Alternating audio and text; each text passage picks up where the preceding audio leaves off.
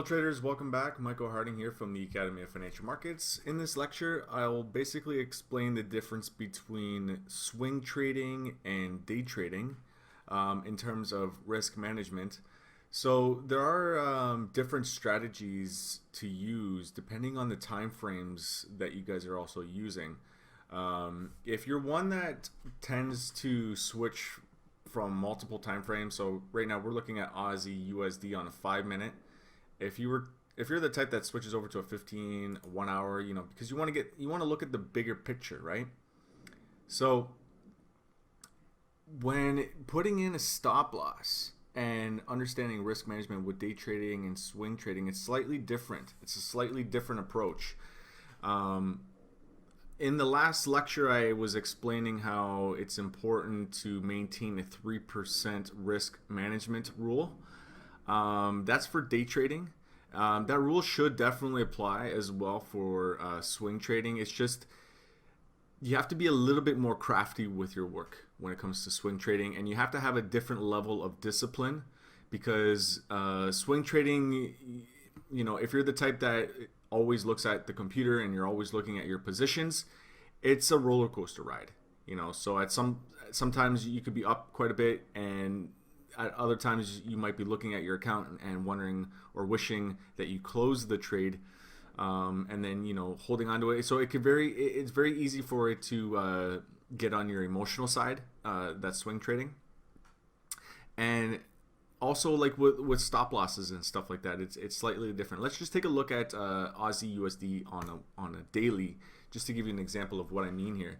So when Aussie came up and was rejected at around the 0.80 handle, so right around this level here, there was a strong rejection, and we can see that strong rejection with these wicks in these candles. So price action rose to these highs, was unable to hold on to those gains, and was completely rejected.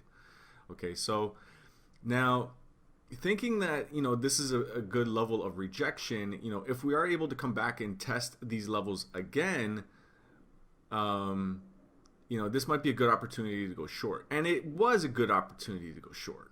Okay, it's just it all depends on where you put your stop loss, and this is with swing trading, day trading, guys. Okay, so if you were waiting patiently for this level to be tested, let's just say around the 80.30 or 80.32, so slightly lower than these highs here. So if you got in a little bit too early because you didn't exactly have the full patience to wait for this price to be tested, you got in a little too early, and then you put in your 30 pip risk, right?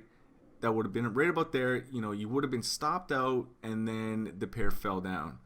So when it comes to day trading, your risk needs to be a little bit more. Okay, sorry, when it comes to swing trading, your risk needs to be a little bit more. So if you're holding on to positions longer than a day, okay, swing trading can last anywhere up to a few weeks. That's typical swing trading. So you want to have a bigger risk allowance for your trades when looking at larger time frames. I would personally give it around 60 pips is probably your risk allowance that you would want to implement.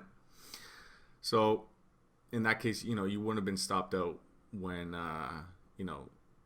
going at shorting this particular pair here.